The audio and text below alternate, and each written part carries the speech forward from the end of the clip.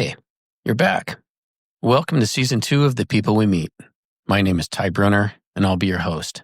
This is a show about ordinary people that have done extraordinary things.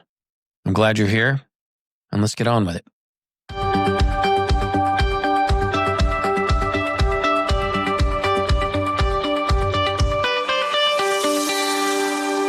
Hello, and welcome to another episode of The People We Meet. Today, I am with Ehea Schuerch. She is a tactical athlete and corrections officer from Spokane, Washington. And I had the opportunity to sit down with her for a bit today and get to know her a little bit. Ehea, welcome to the show. Thank you. Thank you for having me. It's nice to have you. You have a very interesting background, and you are involved in a sport that really wasn't around at a time that I would have dug it. Mm-hmm. So I'd like to start at the very beginning. Okay. Where were you born? Here, Spokane, Washington. Yeah. Lived in the valley. So, and that's where we are right now. So not too far from the family still out here? Yeah, most of my family is. My mom still lives here in Spokane. My dad, for the most part, has always lived in California. And my oldest sister moved away many years ago and she lives in Arizona. But my other two sisters do live here. So there's 4 of you? 4 total of us, yeah. I have 3 sisters, 2 older, 1 younger. Okay. Yeah. And you said your dad moved to California? Yeah. Yes, I was born here. They lived here for a while.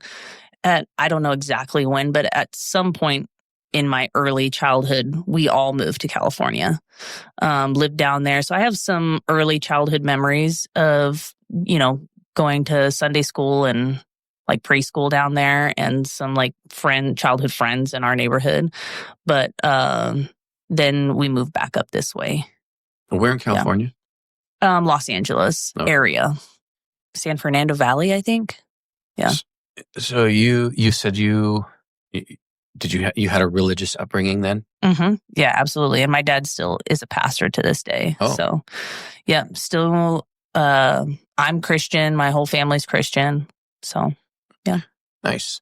And then where'd you graduate high school? I went to East Valley High School. East Valley? Yeah. So 2004 to 2007 were the years that I was there. Okay. Yeah. What kind of kids did you run with when you were growing up? What kind of kids? Yeah. Well, I mean, we lived in a duplex. I grew up, I wouldn't say I was poor, but I was not, we were kind of poor. But I guess there's all different levels of kind of poor. I mainly grew up with my mom, just my mom, mm-hmm. and my other 3 sisters. And we lived in this duplex and we lived on a cul-de-sac. And so I ran with the kids that were on the cul-de-sac. I had 2 of my best friends were brothers, Justin and Damon. And then there was another girl that we hung out with, Alex. And then my younger sister, Damari, we're very close in age. We're, I think, 18 months apart. So it was me, Justin, Damon, Alex, and Damari that would like hang out together. So you had the whole crew of the cul-de-sac. Yeah. And we were constantly just outside playing sports, riding bikes, doing everything. Sometimes football, sometimes baseball, sometimes sofa in the front yard. When it get dark out, we'd play like Ghost in the Graveyard, just like kid games. So, and then what like video games and consoles? What video game consoles and movies? Like what were your influences? Well, when you're poor, you don't really have video games. My mom bought us a lot of like the things that she could afford. So she could afford, crayons and colored pencils and markers and paper and coloring books. And so we were very creative kids. And so we did a lot of stuff like that, but we did not play a lot of video games. I think it was my grandmother that found like your classic Nintendo, mm-hmm. With the little 2 controllers, with the little red buttons and mm-hmm. And so we had a Nintendo for a while, but man, that thing never worked. You always had to like do the code of like bang on the top of it and like blow inside of it. So like, you had to do like, you had to like do it 2 times and then bang 3 times. And then you could finally Mario would come up. But so that was, I mean, for video games, we had that. Played Mario a lot. And that was, and like Duck Hunt. I remember Duck Hunt. Yeah, so that was fun. What about shows and movies? I don't know. I find these interesting. Like, I like to know what shaped, Oh man, what shaped you as a kid. It is too bad Teresa's not here because she always makes fun of me. Like, you guys watched the weirdest shows when you were kids. And I don't remember, she would be able to tell you off the top of her head, like what she thought was weird. But I don't know. We watched, the classic Disney things, right? So Disney princesses, Aladdin, and, I don't know, Sleeping Beauty and stuff like that. I mean, we watched all kinds of things. I mean, the Neverending Story was had like a huge impact on me and my sisters, right? Like, and I told you we were creative, so we would like get old cardboard boxes and we'd cut out wings and we'd like run around the yard like we were on Falcor. Mm-hmm. Just kids with imagination. Yeah, I don't know. Like, so not children of the PlayStation. No, yeah. Children of creativity, and constantly we were outside all the time. It's just, creative and outdoorsy. Yeah, and yeah. How old are you? So I'm 36. Yeah, I was born in 1989. Yeah. What do you feel like what were the biggest things that you faced as a kid? Like what kind of stuff did you worry about as a kid? Honestly, I don't know. I don't feel like I worried about things. I mean, maybe that's something weird I can't think of anything off the top of my head. And I guess that's a testament to my mom, right? Like, I guess I worried about our vehicles. Mm-hmm. Like, I worried that they would break down. So I guess I worried about money things because I knew that we weren't well off and what we had was enough, right? And so I always felt like I felt like I was safe. I lived in a safe house and I was loved and I had family. And so those things didn't worry me, but money was always a worry, mm-hmm. especially like in middle school and in high school, like when you needed things for sports and athletics, like money was always an issue. But, God provided in different ways. I specifically remember I had really good friends and their families were really good to me. They knew I was really athletic, and I think they loved me too. Like, they knew I was a good kid and they wanted to take care of me. And so I was able to play on different sports and athletics teams free of charge, but it wasn't free. Sure. Like, that they were taking care of that for me. They were taking care of the financial stuff for me. Like, I remember I had a friend, Tiffany, and her father and mother, I remember they would drive me home, and I remember them having a conversation with my mom, like privately. And I'm sure the conversation was kind of something like, we'd like Ehea to play on the softball team. We'll pick her up and we'll take her to and from, and she can stay with us. Like, when we go away on trips and whatever, you don't have to worry about it. And I got a bunch of hand-me-down stuff from like their family. So like they gave me some cleats, and these cleats like didn't fit my feet. They were just a little too small, but good enough. And like they had this bright orange like helmet that I could wear, and it wasn't the greatest, but like I got to play on the team and I had so much fun. And yeah, so things like that. Like, I guess I worried about money issues, but God provided in different ways. Like, brought people into our life so that I could do the things that I was good at and the talents that he gave me, So when you look back, you had a happy childhood. It sounds like good memories. I think so. And, Yeah, I do. I think that my childhood, when I look back, I think that it was really good considering like, the situation that we were in. So, yeah. Mm-hmm. Well, you grew up to be kind of a badass. I guess. I don't know. So in the article that I read about you, sure, you said, my life is training and work. Yep. What drives that level of discipline and commitment every day? Honestly, it has to start with like love for athletics. And that's something I've always had. And I think also you learn to love something that you're just naturally good at. Like I was naturally athletic. Like I learn very quickly hands-on things. Like I can also watch somebody do something and like it, I can make it click in my brain and like understand like how do I need to move my body the same way to make that same skill work. So that's just I don't know, that was just something that I always had naturally. I was always naturally very strong and powerful and just, I don't know, all the above. So you had a lot of natural ability. I did. Okay. Yeah. Well, I think that makes the question even more relevant then, because the road to nowhere is littered with the bodies of people with natural ability. Mm. You had to take that natural ability, cultivate it, and perfect it. Yeah. So what was there a catalyst, or what drove you? I think it was because of the way I grew up. Like I knew it's not just good enough to have talent. Like, so what? So you have some talent and you're kind of a little better at this or that than somebody else, but like that would never get me out of poverty or a better life for myself. Like I knew that if I worked hard and harder than other people, I could become that much better. And maybe I could do something with my athleticism. And I still have that inkling, but now that I'm 36, I'm like, those prime athletic days, now that I'm competing against people that are much younger than me, like maybe a decade younger than me, like 26, it can become more difficult to be like, can I actually make a career out of being athletic?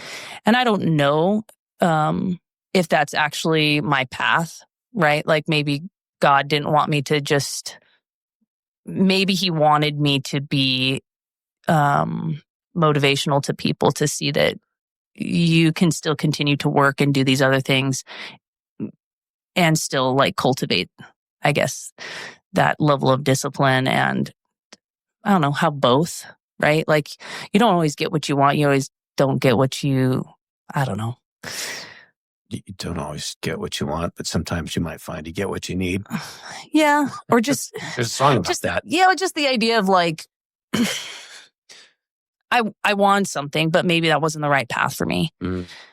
Maybe my path was meant to be, you need to work hard and you never get there, but it grew you as a person along the way. And that is inspiring to other people. Like maybe that's what the legacy or my, legacy is going to be, or to show other people, right? It's not just going to be like, you worked really hard and you made it. Like that's what everybody wants. And a lot of what Hollywood and the stories of these other people, everybody aspires to finally make it one day. And maybe I will. Mm-hmm.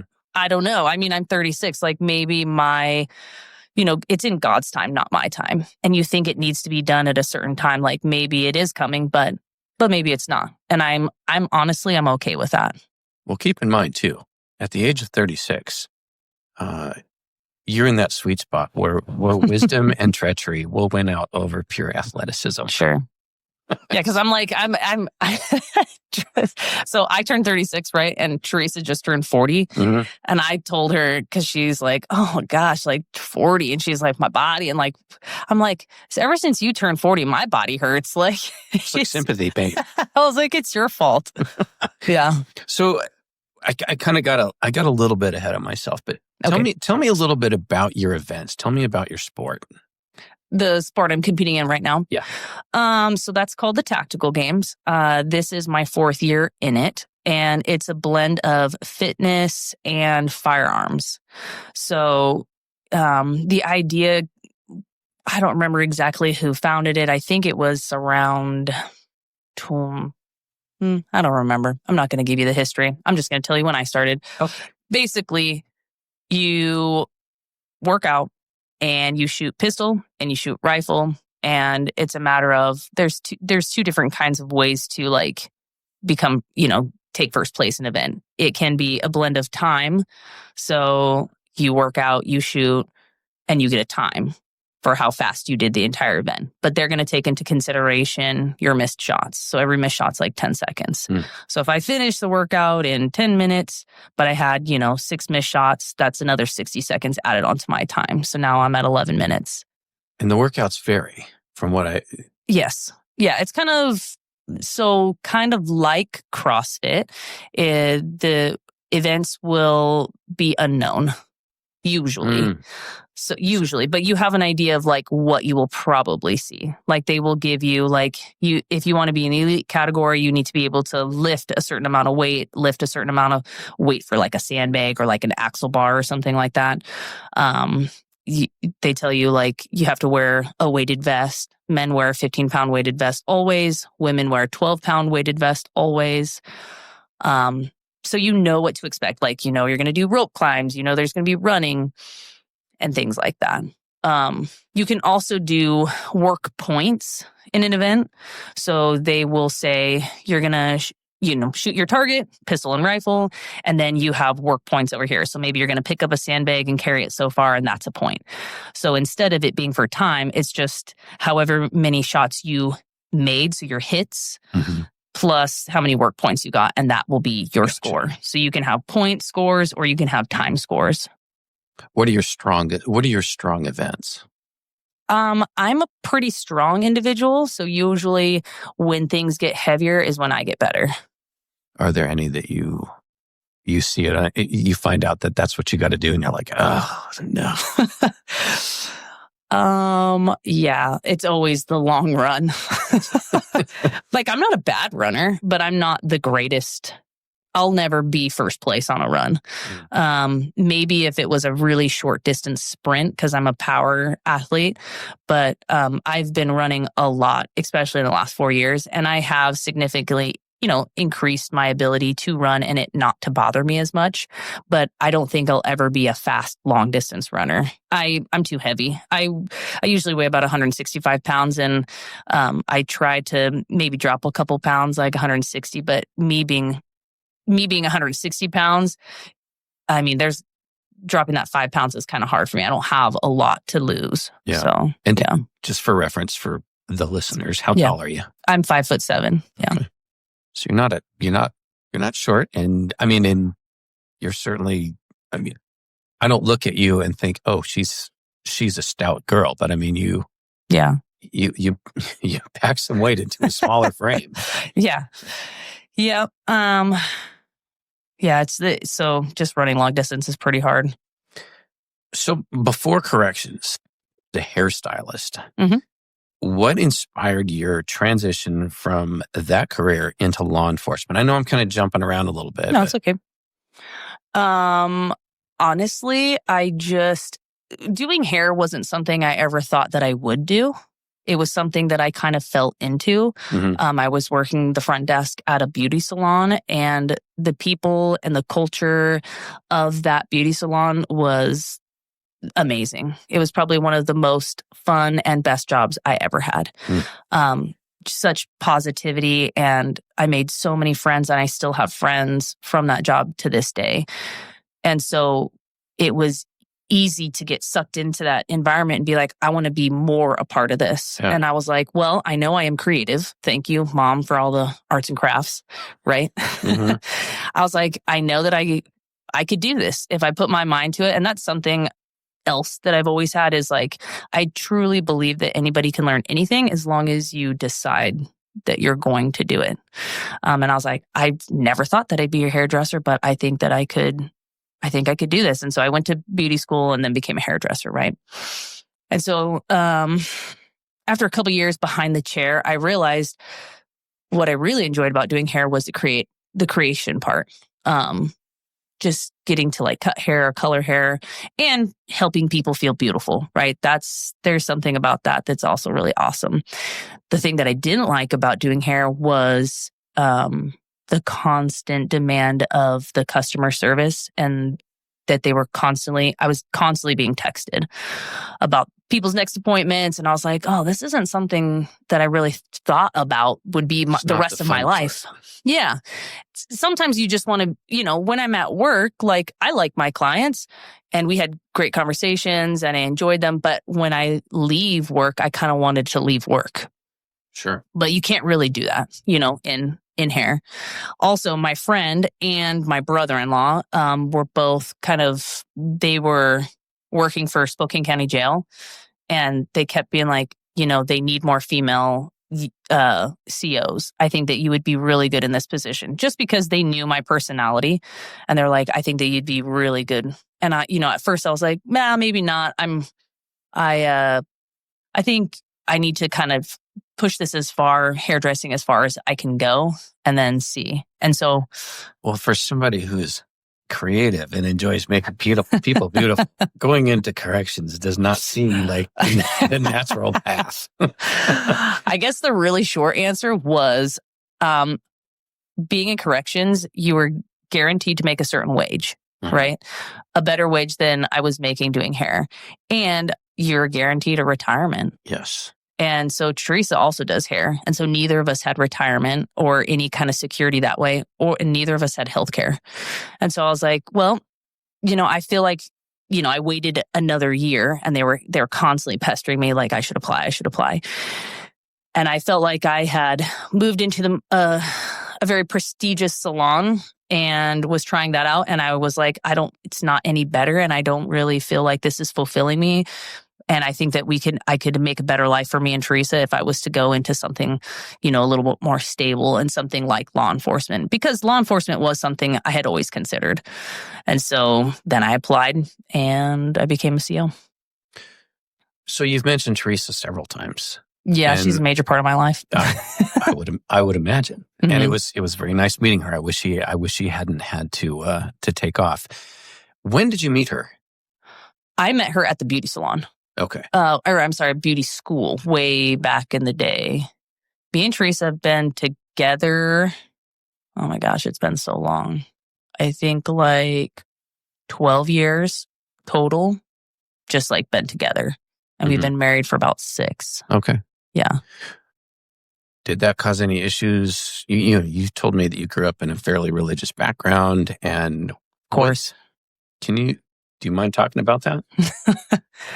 I mean, yeah, I knew from a very young age that I was gay. Mm-hmm. Unfortunately, I say unfortunately because it's made my life difficult, right? But, and I don't know how to I knew it wasn't going to be okay. It wasn't going to be okay with any of my mom or my dad, especially. I especially thought my father, but my father's taken it better than my mom did. But I also, I don't want to get too in depth in this, but, so coming out to my parents was also difficult. My dad took it better than my mom did. But it was something I tried not to be. I told myself, I don't want to be this way. I also prayed that I wouldn't be this way. And it actually made me really sad knowing that, what my parents told me, and, my mom would be would tell me things about gay people would go to hell and this and that. So that didn't make it easy either. So I'm telling you right now, if I could change it, I would have changed it. But I couldn't. So, what do you mean? If you could have changed it, you would have changed it? If I could change the way I feel, I would have. At that time. Absolutely. Or even if it could have changed way back when I was a kid, when I asked my mom, secretively, oh, what does it mean, if somebody of the same gender likes somebody else? And she was like, oh, that's bad. That's a sin. Those people are going to go to hell type. Just not, let's not have a conversation about it. Let's just cut it off and say that this is bad. Mm-hmm. So, I mean, that's kind of terrifying learning that as a child, right? Sure. And how old were you? I mean, I specifically remember I was in 6th grade, because before then,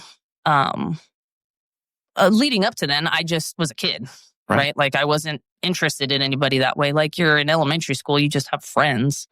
So I just had friends all my friends were actually boys. I just liked doing what they did more. Mm-hmm. I don't really remember having very many friends that were girls, other than that, the girl that was in the cul-de-sac, Alex, but we just played outside. Sure. Boys just played outside. They played sports. That's what I like to do. Mm-hmm. And I didn't think about liking a gender any which way until 6th grade when I actually liked somebody, and it just so happened to be another female. Which is 6th grade is about the time things start happening anyway. Sure. So, but anyway, so like I pretty much kept it secret my whole growing up. And so, which was difficult for me. But I dated a few boys. I tried to, be a different than what I actually felt.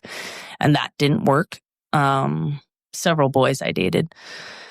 And then I graduated high school, and that was kind of the time where it was just like, I'm done pretending. Like I can move out. I don't have to be this person that I was told I had to be. And so that's when I came out to my parents, and my mom, it was like the end of the world. And my dad was sad too, but he took it, like I said, much better than her.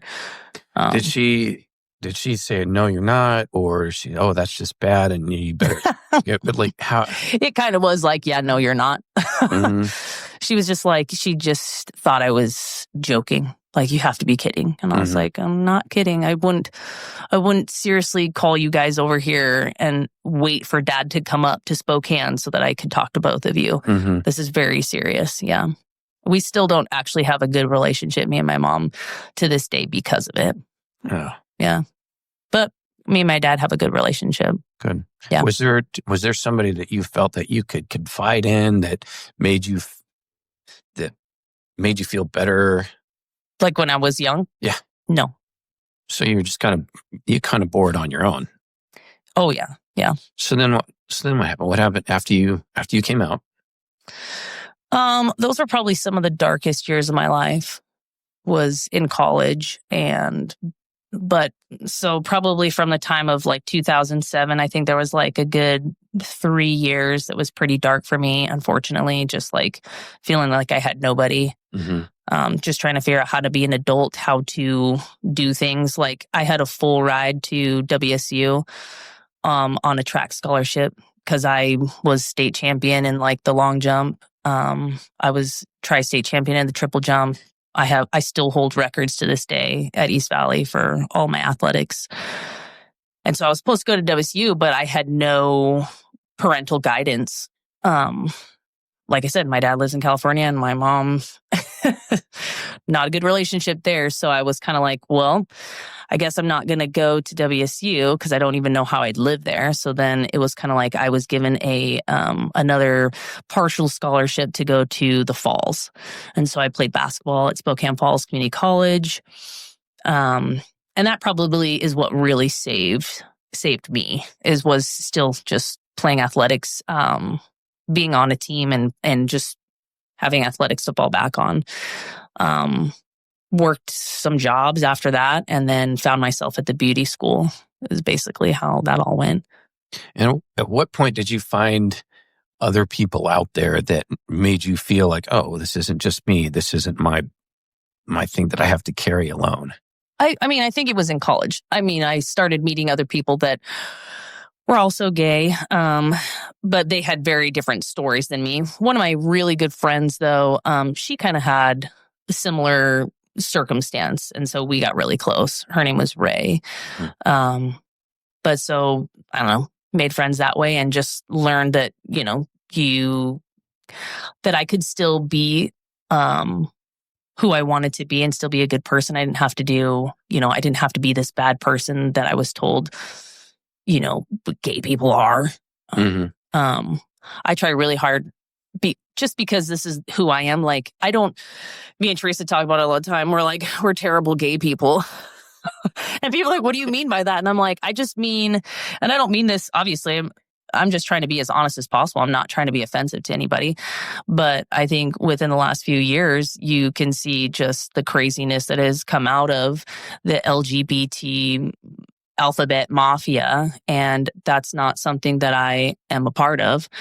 I don't want to be a part of that. I honestly just want to love my wife and that's it. Yeah. Like, I'm not trying for anybody. I don't need anybody's approval and I don't need to be loud and proud. And I don't go to gay pride parades. I don't really fit in with the gay community because I don't aspire to any of those things. I don't I don't like it. I don't like the promiscuity of any of that, of that community a lot of times. And I think that there are plenty of people out there that are like me, that agree with the sentiment that I'm speaking of right now. I just think that most of us want to be normal people and live a normal life. And there's no reason why we can't nowadays. Like nobody bothers me, right? I wouldn't bother you. Also, unfortunately, I mean, we go to church and I read my Bible every day and I, do my devotionals and stuff like that. And I believe I have a great relationship with God, and I'm not going to let anybody take my salvation from me. Like I felt like my mom saying that you being gay is a sin and you're going to hell. Well, the judge of that's going to be God. So I choose to live the best life that I can, and just to try to make him as proud of me as possible. And we'll see. I don't know. That's just, and you're going to have people that disagree with me in that circumstance. But all I can say is none of us are perfect. Like we will all have to answer for our sins one day in front of God. And what you're sharing with me certainly doesn't make you any less perfect. Yeah. So that was actually one of the things I was going to ask you was, you heard, oh, you can't be because, it's a sin and all that. There had to have been a turning point at some point, somewhere along the line where you said, this doesn't make me a sinner. This doesn't mean I'm going to hell. Do you recall when that would have been, and kind of when you sort of righted your own ship as far as how you felt about spirituality and God and everything else? Yeah, because when you're a child, your parents are kind of like your God, right? Like God, but whatever your parents say is like the law, right? Sure. And then at a certain point, you start to become an adult and you start to think for yourself. And I think it was just about the time that I don't know exact age, but somewhere, when I was in college, like I said, I was going through some dark times, but, Life Center, just over there off of Government Way. Yeah, it's actually right across the way from Spokane Falls. And so I was living in an apartment right over there. And every Sunday I was just like, I'm just going to walk over and do church. And so I'd listen to Pastor Joe preach, and I loved his preaching and their messages to as Christians, like God asks us to love God and love people. And that's the greatest commandment. That's what Jesus said. He summed up the law in those two things, love God, love people. And I was like, I can do that.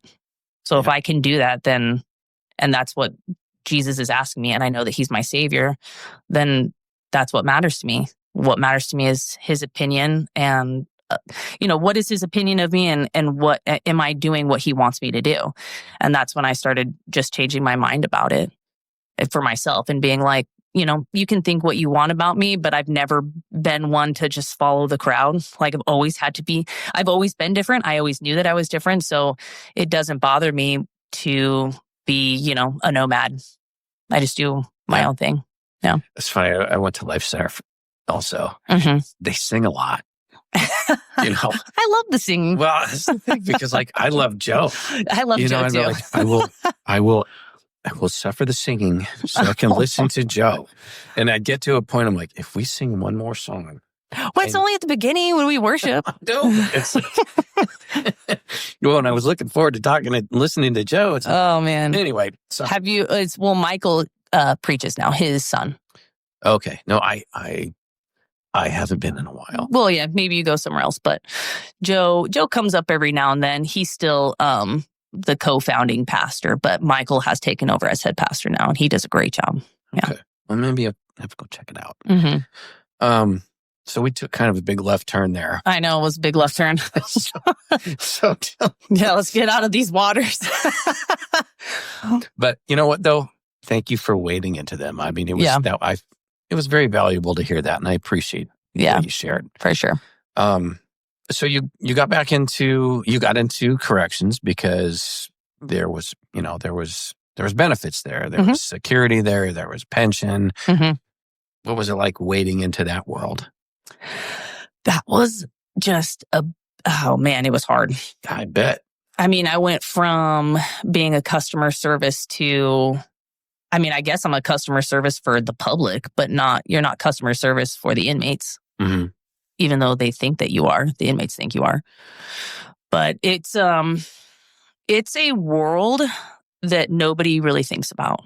Like, people think about the police because, if there's a bad guy or there's something weird outside, like, oh, I might have to call the police. So the police are thought about a lot. But once that problem is removed, they don't really think much further than that. Oh, good, that guy's gone now. But they don't really think about them going to jail and who is actually in the jail, working in the jail. Yeah, plus the police have a lot more visibility in the community. Right. I mean, you guys are kind of relegated to the to the jail. We have this kind of funny saying, the COs, we're the redheaded stepchild of law enforcement. That's how we feel, right? Because you're kind of just, you're in the shadows. Nobody really thinks about you. But I do take pride, again, in being part of those people, part of the COs that still continue to do the job day in and day out, even though you're in this very tough environment. We're not dealing with nice people, hardly ever. But being a Christian, I do my best to respect their humanity and do a good job because as a CO, we're told to be firm, fair, and consistent. And I believe in treating everybody with respect. I know that sometimes people have a tough life, had a tougher life, than I did. And, we need to treat them with respect. And I think that actually that helps me. I get a lot more cooperation and a lot more rapport with the inmates than some of the other COs. Because just because I'm respectful. Yeah. Just because I don't, in order to get my job done and to do it effectively, I don't have to be mean. I don't have to be harsh. I don't have to be belittling. I don't have to do any of those things. And I do have to say most of the COs are the same way. But you can also see how working in a tough environment, maybe not having a Christian base and working a lot of overtime hours, lack of sleep could lead somebody to be a little bit bitter and a little bit angry. Or do things that they wouldn't normally do because they're exhausted. And you become a little jaded too when you're constantly trying to, be respectful to the inmate, but they're constantly calling you just the most atrocious names and doing things that are just awful. And you have to have good self-control, good patience, be able to speak professionally to these people. It's tough. Yeah, it's like Roadhouse. Rule number 1 of Roadhouse. Yeah, that's true. It'd be nice. It does take a very particular person to work inside the jail. Well, you have been doing it now for going on 9 years. It was actually just turned 10. Yeah. Is that right? Yeah, this month it turned 10. So, it's obviously got some challenges to it. And for somebody of your demeanor and creativity, it doesn't seem like it would be a natural fit. But there you are. What do you find to be what's the most rewarding part about the job, and what's the toughest? The most rewarding part about the job was the growth that I had as, maturity, I guess. So when I started, I was 26, right? So it's been 10 years. Going through hard things in life makes you stronger, right? And I remember being 3 years into the job and being like, I absolutely don't want to work here for the rest of my life. I need to get out of here. I don't want to be here with just the way it is. It's hard. It's hard on you mentally. And because it's just it's never happy. It's never a happy environment. We do the best job that we can as COs to bring some morality, bring some jokes, right? Make light of situations and stuff like that. But it is tough. And I remember doing rounds at night, because I got held over and it's middle of the night, it's 3 a.m. All the inmates are sleeping and I'm still at work doing rounds in the jail and being like, is this what my life is going to be? I'm in jail. Do I have to I might have to work in jail for 30 years, do a 30-year sentence is what I feel like. I get furlough every night. But I remember praying a lot, like on those nights where I just felt like I couldn't take any more of that particular job. I remember praying and being like, please get me out of the jail. Please bring an opportunity to me, God. Like, I know that you open doors and you close doors. And I just prayed and prayed and prayed. And I tried to do different things. And it just seemed like doors would close. And so I was like, okay, are you saying that I need to be here? But you know how miserable I am.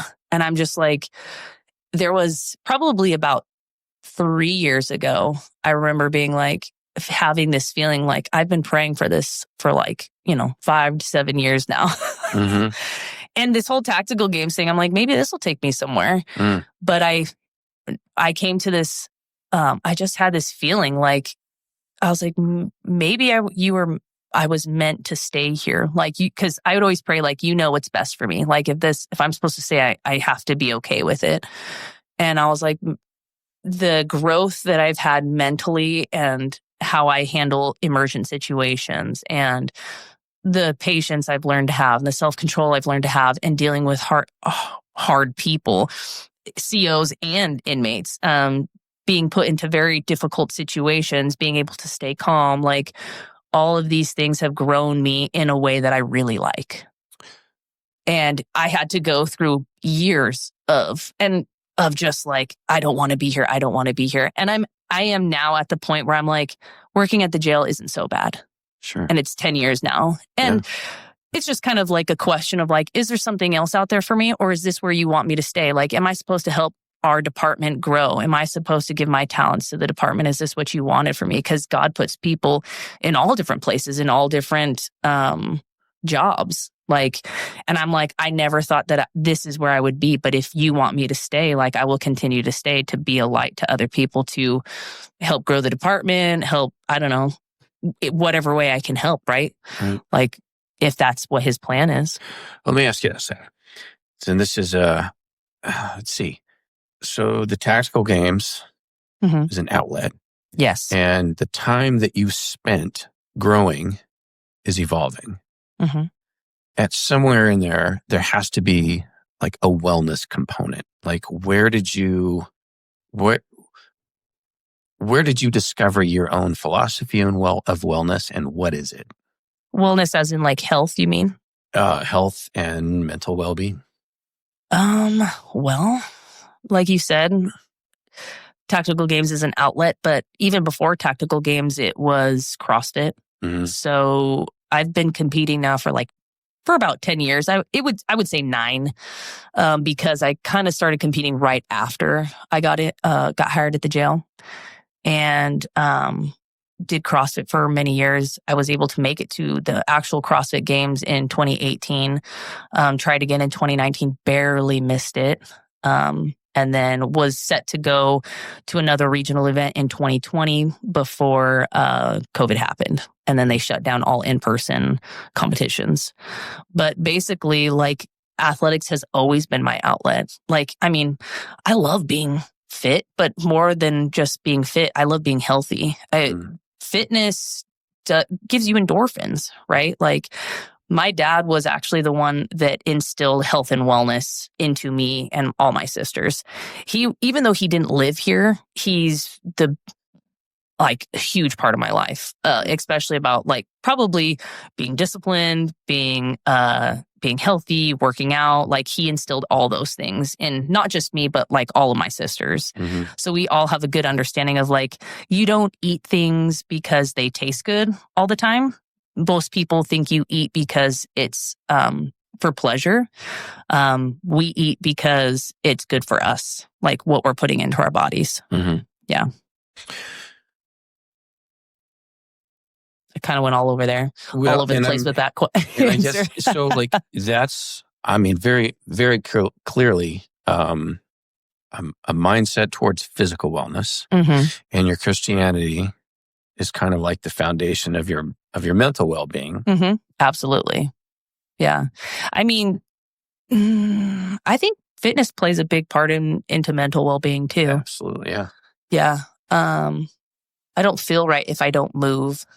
And I don't move, I don't move every day, because moving is different than training. Because the level that I train at, I know I wouldn't recommend to other people. I train at a level where you break down your body so much that, you could possibly cause an injury. Like right now I'm dealing with something's going on with my knee, but it's not actually my knee. It's a muscle that's right behind my knee. And it's just because of overtraining, overuse. And not enough recovery, because working 12-hour days, there's not a lot of time for anything. There's barely even time for training in a 12-hour day, let alone some recovery and sleep. How do you get all that in? So what happens is I will maybe train a little bit during the work week, and then I'll just hit it really hard on my weekends. But yeah, it definitely is not only just an outlet for me, it's something I really enjoy. I know I'm good at. And I enjoy pushing myself to do hard things. I enjoy growing myself. I feel like I'm a person that is very open-minded. I want to know what other people think about things. I love to listen to other people that have ideas. Those people that have ideas are the most interesting people. People that talk about other people are not that interesting to me. You know what I mean? If you have an idea about something and you're like, I learned this, I read this in a book. I'm like, ooh, tell me more. I want to know more. I just I don't know. I like learning. So now the tactical games combine intense fitness challenges with precision shooting under stress. Yes. Which of these aspects pushes you harder, the physical or the mental? I think mental. Because physical comes, I don't want to say easy, but it's just what I know. So mentally, I think it definitely pushes you harder mentally. So with the tactical games, or let's just talk about firearms. Firearms in general isn't let's say, hold on, let me reverse. So in CrossFit, you had, I'll bring it together. But in CrossFit, you had the physical part of CrossFit, right? The training and whatever else. But you also had a skill component to CrossFit, right? Which was gymnastics. And that was difficult, right? You always have a skill piece. In tactical games, you have the physical aspect, but there's not a lot of skill to the physical things they ask you to do, like carry this object from there to there. That's just very physical. Mm-hmm. There's not a lot of skill. The skill in tactical games is the shooting. Mm-hmm. And so I have to take time out to do the skill, right? And shooting a firearm does take a lot of mental training, right? You're mentally telling yourself, am I holding the gun properly? Is it in, you're thinking about all these things. Do I have more pressure with my non-dominant hand? Am I feeling the trigger pull, right? Am I watching the red dot, or am I looking at my target? You have a million things going on all at the same time, especially when you're trying to shoot precision, right? And in your sport, you're already breathing heavy and tired when you do it. Yeah. So that's what makes ingraining the skill when you have a low heart rate very important, right? So I don't want to have to be thinking about those things. I want them to just feel natural when I start to do them, when I'm tired. Because when you're tired, you are trying to be okay, am I holding the gun right? Am I doing all these things right? Oh, I'm really tired. Don't hold your breath. Breathe out. Okay, pull the trigger. No, don't squeeze the trigger. Just let the gun go off. Don't put, Mm-hmm, just wait for it. Yeah. And so you are thinking about a lot of things, and it is very mental in that aspect. So what's a typical training day like for you when you're balancing 12-hour shifts? You told me a little bit. It's pretty hard to cram it all in there. And so what does your day look like? Well, what I have found that works best for me is I will train every other day if I'm working, because it is too hard to get up 3:30 in the morning every day. Mm-hmm. I don't get a lot of sleep. So the days that I train, I'll wake up at 3:30 in the morning. I will try to drink a little, maybe some pre-workout, something to get my brain awake.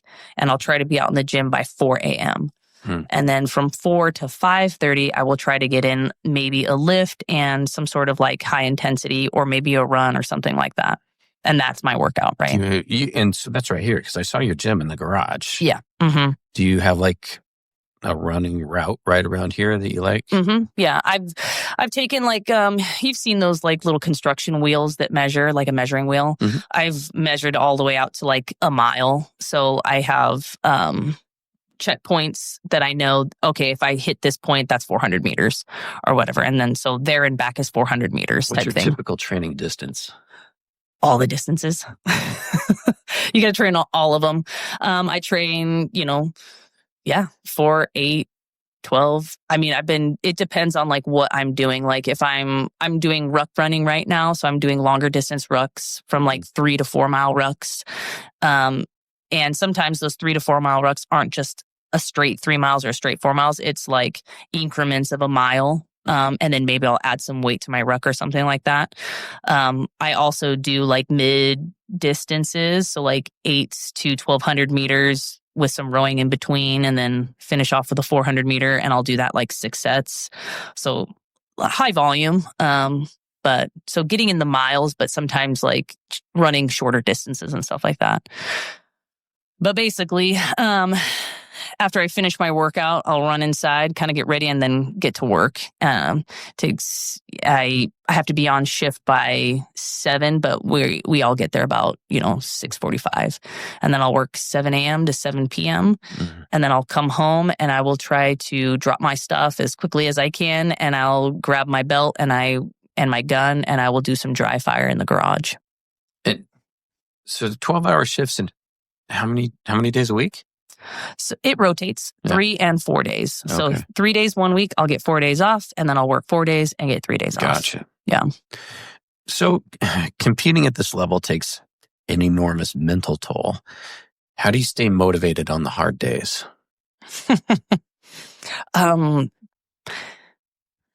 Probably just knowing that consistency is what breeds growth. And I think that's honestly my secret weapon. So that habit, that once the habit's built. Mm-hmm. Yeah. When you get used to doing hard things get easier to do. Like in the sense of like what it is that you're doing still may feel hard, but you convincing yourself to do the hard thing becomes easier. And there's so many days I don't have good training days, but I tell myself anything's better than nothing. Yeah. And then half the time I get started and I'm like, actually, I feel better now. But then there are the days where I get started and I'm like, I still feel terrible. And I'm like, I just know that other people will give up on these days. So that's my secret weapon. I won't give up. I'm not going to give up because I know other people will. And I know the days that people don't want to train at all, they might not even go out there to train. Mm-hmm. And so that's just, I don't know, one step ahead. I guess it's kind of important to understand that you're going to have a different amount in the tank from day to day, and some days are just simply going to be better than others. But I think that's solid. Like something's better than nothing. You can lay in bed and do nothing, or you can even if it's just stretching and something. Anyway, I made this rule. I was like, the days that I don't feel like doing something, I have to go out there and at least do the warm up. Yeah. If I do my warm up, which is like rolling and stretching, and then I do like a couple of rounds of like a minute on some sort of machine with some stretching and some other things. Mm-hmm. If I do my warm up and I still feel completely terrible and my body feels terrible, I might reassess. And then maybe I'll decide like what kind of a workout it's going to look like that day instead of going with the plan that I had, right? Like a bunch of lifting.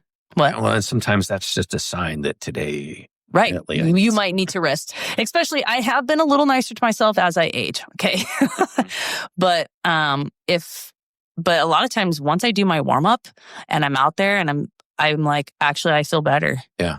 And then I can get it done.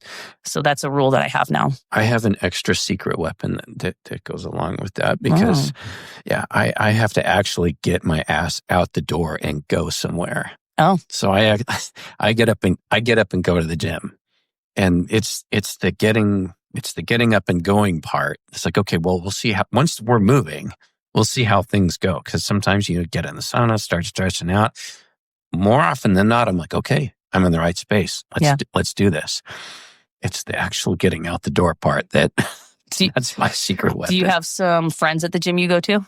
I do or now. some people that you know? Yeah, well, I do now. Yeah. Because like when I first started, like I read this thing. It's like, okay, don't go in there and kick your ass for 2 days so that you can't move and you don't want to go back. Right. Start out slow. Maybe the first day you just go to the gym and then leave again. At least you went and then do more. But anyway, I started going and then I started, you start seeing the same people in there. And in fact, one of my guests that's coming on the show, it's like based on the book, The 5 a.m. Club. Oh, okay. Because this is the dude that like I see him all the time and we chit chat. And so you start getting familiar with people and it's, oh, hey, how's it going? And now like there's a part of me that goes just so I can say good morning to those people and you see who's there. And if somebody's gone for a while, you're like, oh, I hope that guy's okay.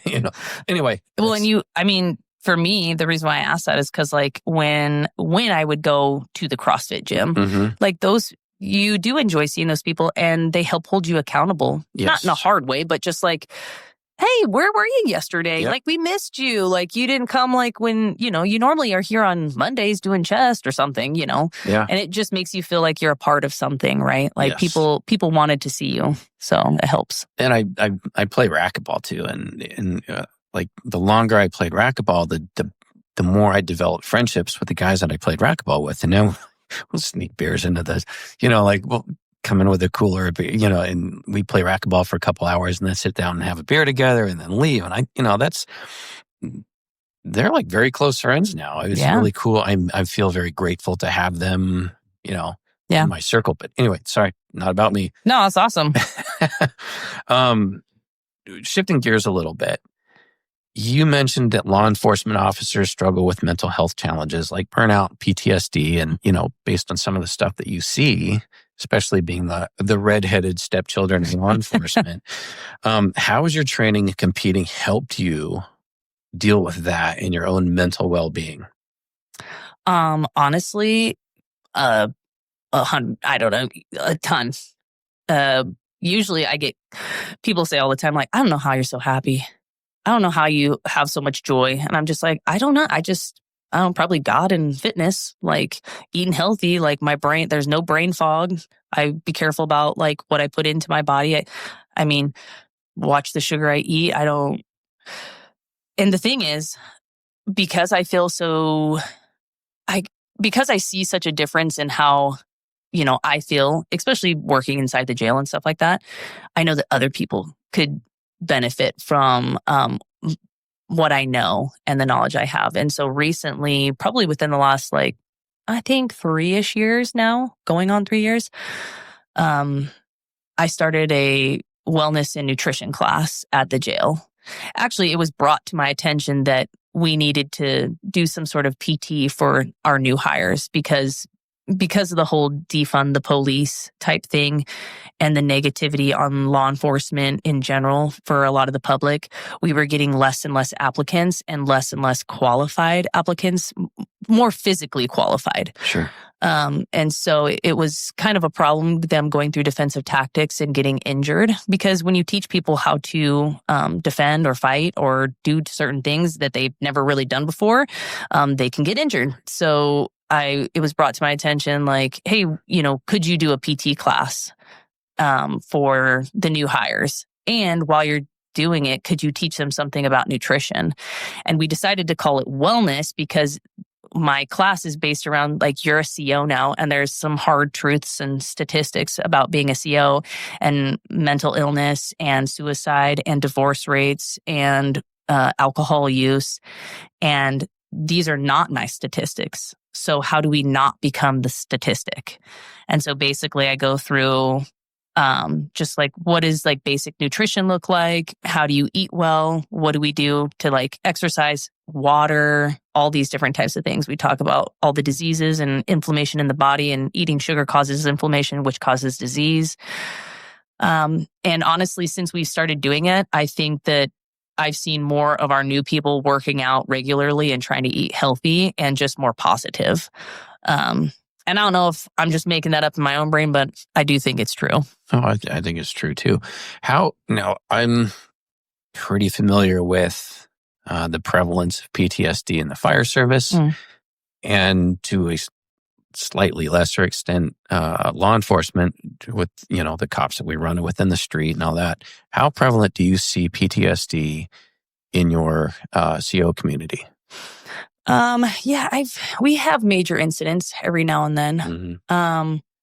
And you just never know how somebody's going to react to a certain situation, or if they're going to feel like, guilty for somebody committing suicide while they were the floor officer trying to do rounds, right? But it's hard at night. Like, people look like they're sleeping, and you are looking not for signs of life. You're looking for signs of distress. Mm-hmm. They appear to be sleeping. They look okay. And occasionally bad things happen. Drugs get into the jail and people overdose on certain things. But we save people more often than not. But I can think of a particular time of an incident that I was involved in with a guy that jumped off the mezzanine, because each floor has an upper and lower level. Mm-hmm. He jumped off head first and hit his head and just cracked his skull wide open, and just all kinds of crazy stuff was happening. I don't need to go into detail with that, but the person that had pulled him out of the cell felt guilty because he had created a distraction. He dropped his cup, and as the CO was walking him up the stairs, he drops his cup. So she bends down to pick it up to give it back to him, and he takes off running up the stairs and jumps off. And so she had ran up the stairs kind of after him, and she went to reach out to grab him, and thank God she didn't, because she would have gone over with him. Yeah. But I think that affected her really bad. I think she's doing better now, but yeah, you just know that people are dealing with, I don't know, we just see tough things sometimes. I'm sure. Yeah. And is the resources? We have peer resources, and, I'm not on the peer resource team. I already do a lot at the jail, but, when you see somebody struggling, of course you can I don't want to ask them to go too far into detail, but you just are I'm here for you. If you want to talk about it, just knowing that somebody else is there for you, I think helps a lot. Yeah. But there are resources at the jail for people with PTSD or just dealing with maybe just a certain situation in that period of time. Yeah. Now, you're the only female on your jail's corrections response team, and part of the growing number of women in the tactical games. What does it mean to you to break down those barriers? Because it's a fairly mostly male-dominated area, isn't it?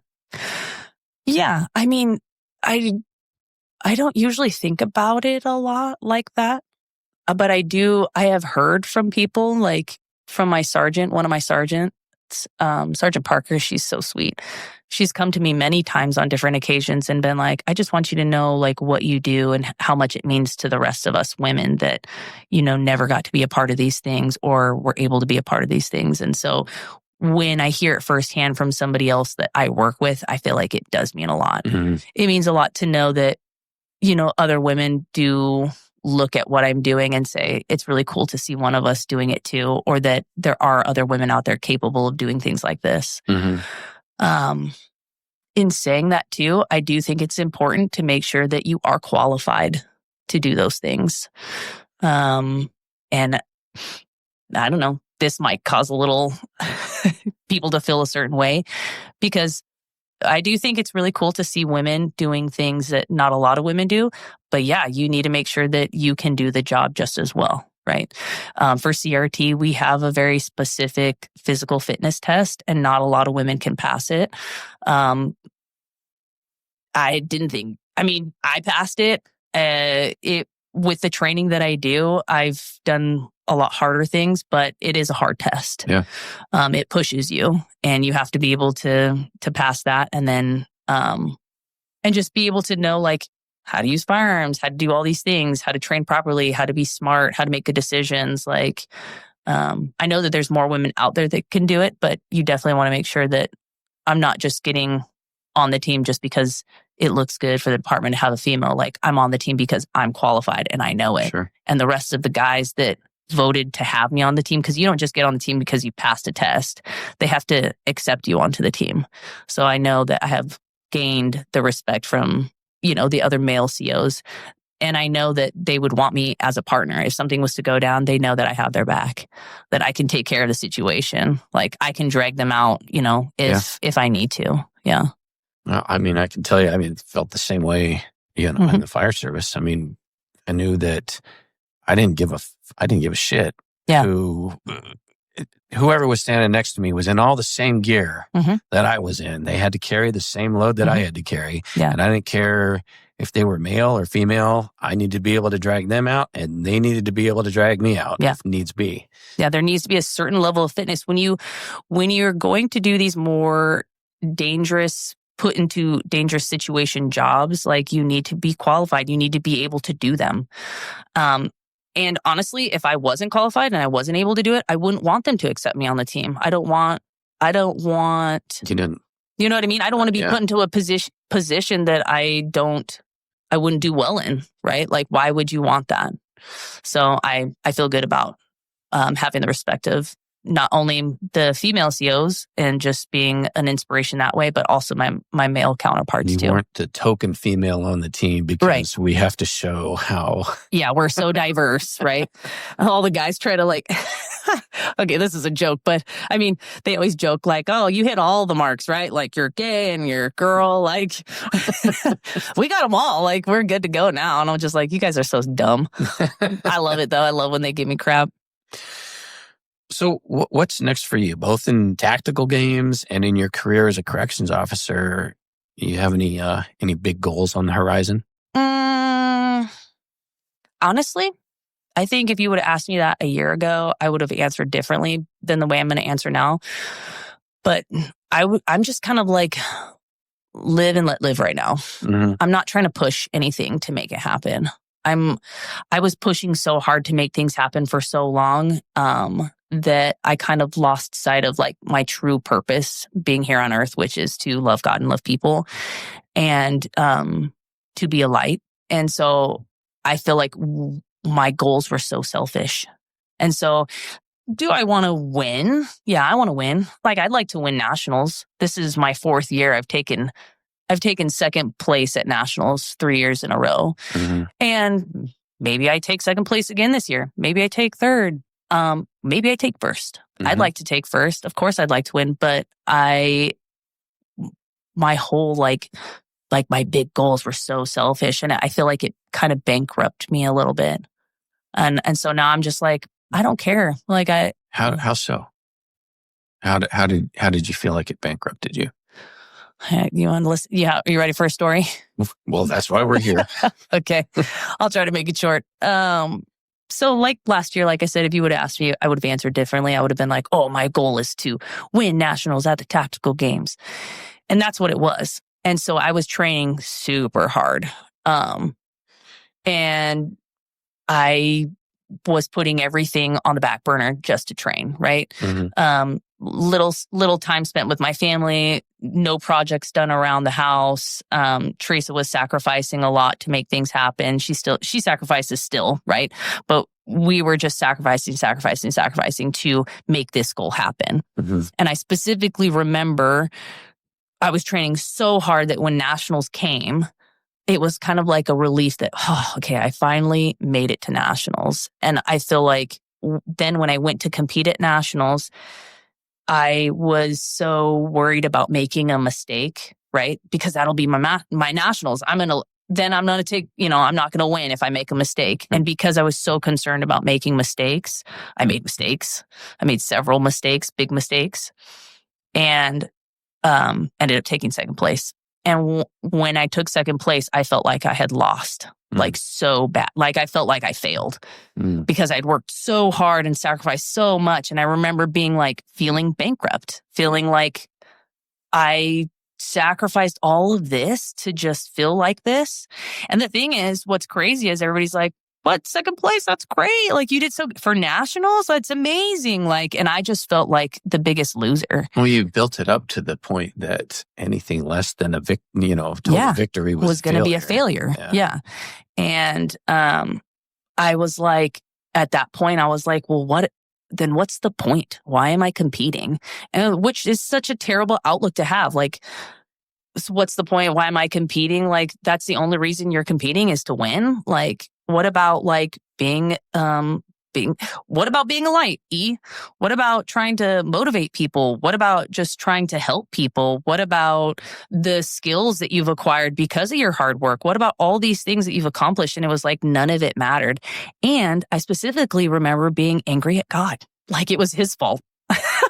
Like it was his fault, like, because I was praying to him, like, help me win. And it was like his fault that I didn't win. Like, I just look how selfish I was. Like, it was really ugly. Like, I had an ugly heart. And it took a lot of like soul searching to be like, I need to reassess like how I've been thinking about this last year completely. And I had never, like I said, I've been a Christian my whole life, but I'd never read the Bible fully. And I was like, I'm going to make it a commitment. I want to read the Bible fully. And I'm just going to start with like reading a little bit every day. And so since the beginning, since Nationals last year, which was like in November, I've read the Bible every day. And so it's just something that I do now and I love doing. And it's bringing me that much closer to God. And I have a new outlook that's just like, I don't know what the future is going to be. I'm still competing and I enjoy competing and I'm going to go to be competitive. I'm going to go to put my best foot forward and just let it be. Yeah. And whatever it is, and be helpful, right? Like I don't need to be, it's more important. People are more important. Like what is it to win? Because as soon as even if I did win, let's pretend I did win Nationals last year. So then what? So I won and then what? And then now it's over. Then it's over. Yeah, then it's over. And it's like, boom, it's over and next year. And then everybody's like on to next year, like, oh, are you going to win again? And it's just like, was that not enough? Like, it's never going to be enough. It doesn't, winning first place will never be enough. And even for all the people that win and win and win and win, it's like, okay, you can be like, oh, I'm the GOAT. Like I've won so many times. And that's kind of cool to say, but I don't know. I just feel like it's empty. It's an empty goal to have.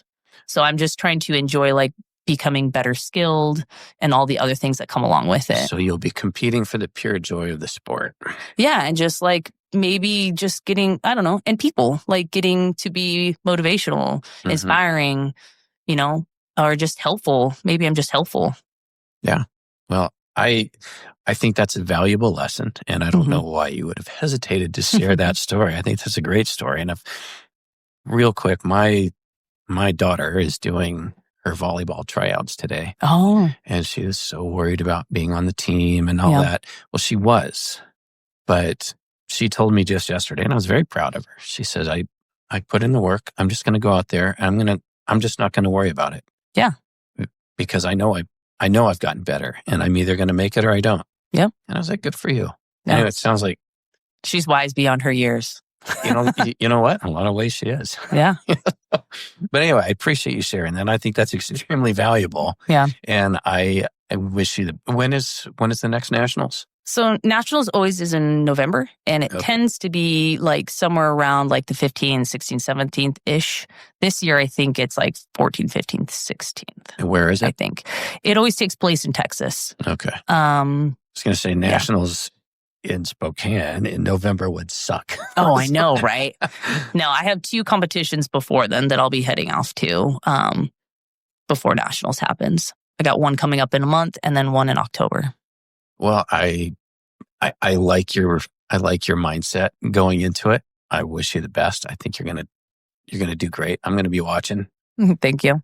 You got anything else for me before we close? Is there anything else you'd like to add? Because I feel like we talked plenty. I think we hit it all.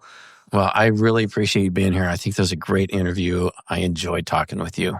Yeah, thank you very much. Well, that'll about do it for this episode of The People We Meet. I'd like to take a few seconds for some shout-outs. First, to my main man, J-Mac at Studio 42 Recordings for his audio prowess. Second, to my family for putting up with my recording shit scattered all over the dining room table and for stopping to talk to random strangers wherever we go. And last, to my listeners. This isn't a big show, so it means a lot to me when somebody rolls up to me and says, "Hey man, when are you going to have out some more shows?"